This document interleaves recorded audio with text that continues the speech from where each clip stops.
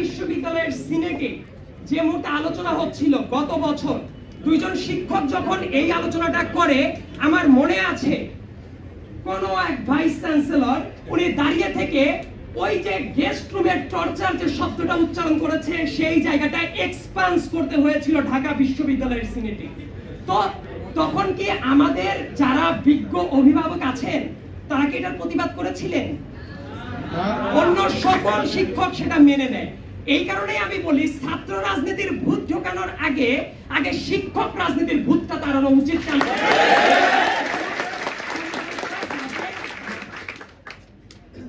এইবার যদি আসি যে ছাত্র রাজনীতি, প্রথমে আমার কথা শুনে মনে হইতে পারে তাহলে এই রাজনীতির তো কোনো দরকার নাই। আসলে যে ক্যাম্পাসের ছাত্র রাজনীতিটা পুরোপুরি হয়ে গেছে নিপীড়নের হাতিয়ার, যেটাতে কোনো নিপীড়নের শিকার হইলে কারো কাছে কোনো অভিযোগ দিলেও বিচার পাওয়া যায় না, কেউ স্বীকার করে না। আমি আবার ফিরে যাই ছাত্র রাজনীতির সংজ্ঞায়নের দিকে।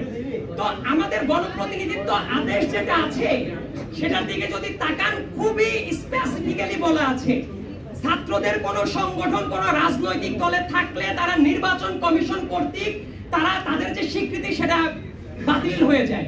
সেম গোস ফর শিক্ষক রাজনীতি, মানে কেউ যদি চায় যে শিক্ষক লীগ, শিক্ষক দল, কোন পেশাজীবী দল, এগুলো থাকতে পারে না। গণপ্রতিনিধিত্ব আদেশের টোটালি বরখেলাপ এটা। তাহলে আমার প্রশ্ন, ক্যাম্পাসে তাহলে ছাত্রলীগ কিভাবে থাকতো, ছাত্র দল কিভাবে থাকতো, ছাত্র শিবির কিভাবে থাকতো?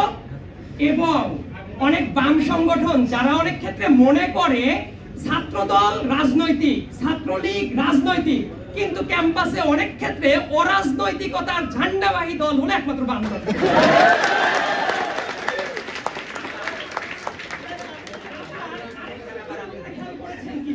হঠাৎ করেই কেন যেন মনে হচ্ছে এই ক্যাম্পাসে ছাত্রলীগকে রিপ্লেস করার জন্য আবার সমন্বয়ক লীগের কোনো জন্ম হয়েছে।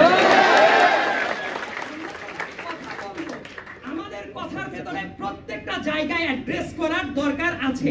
হঠাৎ করে যদি দেখি ক্যাম্পাসে কোনো পলিটিক্যাল দলের ব্যানার দাঁড়িয়ে তারা যখন বলতে থাকবে এই ক্যাম্পাসে ছাত্র দল থাকবে না, ছাত্র শিবির থাকবে না, আমার প্রথম কথা ওকে ফাইন, থাকা উচিত না। আমার 2 নম্বর প্রশ্ন হবে, তাহলে তোমাদের ব্যানারটা কিসের? তোমাদের তো থাকার কথা ছিল না।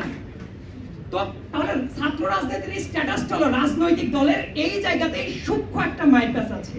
তারা ছাত্রদেরকে ইউজ করে মাসল পাওয়ার হিসেবে, কিন্তু এই ছাত্রদের দ্বারা যখন কোনো অপকর্ম হয়, যখন আপনার বুয়েটে যখন নিহত হয়ে যাবে, যখন আমাদের এই ক্যাম্পাসের 2 কৃতি মানবিক নেতা ছিল যারা, তারা যখন জাহাঙ্গীরনগর বিশ্ববিদ্যালয়ে গিয়ে বিল্ডিং ওঠার টেন্ডারের টাকা দাবি করে পথ হারাবে, তখন ওবায়দুল কাদের সাহেব এসে আস্তে করে বলবে তারা তো আমাদের অঙ্গ সংগঠন না, তারা আমাদের সংগঠন। আপনারা বিশ্ববিদ্যালয়ের ছাত্ররা যারা আছেন, সবার আগে পলিটিক্যাল দলদের উপরে এই ফোর্সটা করা উচিত যে এই যে ছাত্র দল বা ছাত্র শিবির বা ছাত্র লীগ অর XYZ এদের স্ট্যাটাসটা কি। যদি স্ট্যাটাসটা অঙ্গ সংগঠন না হয় তাহলে কেন আপনারা তাদেরকে প্যাট্রোনাইজ করছেন?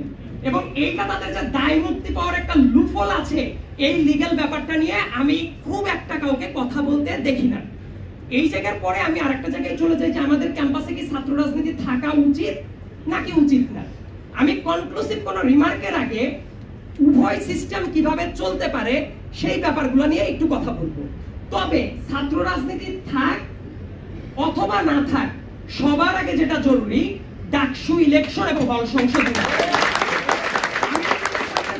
কথা বলছি, এই ক্যাম্পাসে 2018 সালের কোটা সংস্কার আন্দোলনও করেছি, নিরাপদ সড়ক আন্দোলন করেছি, যত এক্সট্রা জুডিশিয়াল কিলিং, তারপরে এনফোর্স ডিসঅ্যাপিয়ারেন্স থেকে শুরু করে যত ধরনের অনাচার করে গেছে স্বৈরাচার, তার প্রত্যেকটাতেই খুবই অ্যাক্টিভ ভূমিকা পালন করতে হয়েছে। এই জন্য 2019 সালে যখন ডাকসু ইলেকশন হয় অনেকগুলো বছর পরে, খুবই আশা নিয়ে আমি ভোট দিতে এসেছিলাম সলিমুল্লাহ মুসলিম হলে, এবং আমাকে ভোট দিতে বাধা দেওয়া হয়। সেই ইলেকশনেও আমি ভোট দিতে পারি নাই। যে শিক্ষকেরা ওই জায়গাতে দায়িত্বে ছিলেন, সেই শিক্ষকেরাও সেই ভোট চুরিতে প্রত্যক্ষভাবে সহায়তা করেছে। একজন শিক্ষক আমার মনে হয় ততক্ষণ পর্যন্ত শিক্ষক যতক্ষণ পর্যন্ত তার ডিগনিটি আছে। একজন ভোট চোর এবং ভোট চোরের ইন্ধন বেতনদাতা যখন ক্লাসে গিয়ে ছাত্রদেরকে বলবে ছাত্ররা ভদ্র না, ছাত্ররা রেসপেক্ট করতে পারে না, আমার তখন মনে হয় এই বিশ্ববিদ্যালয়ের শিক্ষক আছে কতজন? তারপরের জায়গাতে যদি একটু চলে যায়, আমাদের এই ক্যাম্পাসে ছাত্র রাজনীতি থাকার চেয়ে সবচেয়ে বড় উপযোগিতাটা কোথায় জানেন? ছাত্র রাজনীতি লেজুর ভিত্তিক কথা অনেকে বলে, আমি আসলে এই ঢাক ঢাক গুড়গুড় কথায় বিশ্বাস করি না। একটা সময়ে যারা বলতো ছাত্র রাজনীতি চাই না, দরকার নাই, হঠাৎ করে নিজেদের হাতে সুবিধাজনক অবস্থা আসার পরে তারা এই জায়গাটা অ্যাড্রেস করার দরকার আছে। কারণ কেউই যাতে কোশ্চেনের মুখ থেকে বের না হয়ে যেতে পারে। ফার্স্ট ইয়ারের দিকে যদি আমি চলে যাই, আমার দৃঢ় বিশ্বাস সেই জায়গায় অনেকে ফার্স্ট ইয়ারের ছেলে মেয়ে যারা আছে, আজকেও যখন আমি বাইরে দিয়ে আসছিলাম, অনেক ফার্স্ট ইয়ারের ছেলেরা তারা একেবারে নতজানু হয়ে হাত পেছনে নিয়ে সালাম দিচ্ছে, তাদের মনে ভয় কি যেন হয়ে যায়। এবং মানুষের ওই যে বলছিল সেলফ সেন্সরশিপের যে ব্যাপারটা, আমরা যে নিজেরা স্বাধীন এবং আমাদের যে স্বাধীন হইতে হবে, সেই সেন্সটা কিন্তু দীর্ঘদিন স্বৈরাচারী রেজিমে থাকলে আমাদের সাইকোলজিক্যাল ডিফরমেশন হয়ে যায়। আমরা নিজেরাও জানি না কিভাবে আমাদের স্বাধীনতার দাবিটা তুলতে হয়। এবং হলে যদি সিট পাওয়ার জন্য কারো লেজুর ভিত্তিক কাজ না করতে হয়, সিকিউরিটির জন্য বা অন্য কোনো কারণে যদি কারো তাবেদার না হতে হয়, তাহলে ছাত্র রাজনীতি করার জন্য মানুষের যে টর্চার অটোমেটিক তো থেমে যায়। কারণ ছাত্র রাজনীতি মানুষ কেন করে? ফার্স্ট ইয়ারে যদি আসে, আমার এই কমেন্টটা আমি জানি খুবই অন্যরকম শোনাতে পারে, কিন্তু ঢাকা বিশ্ববিদ্যালয়ের হলগুলোতে যারা থাকে তারা খুবই প্রান্তিক জনগোষ্ঠীর মানুষ।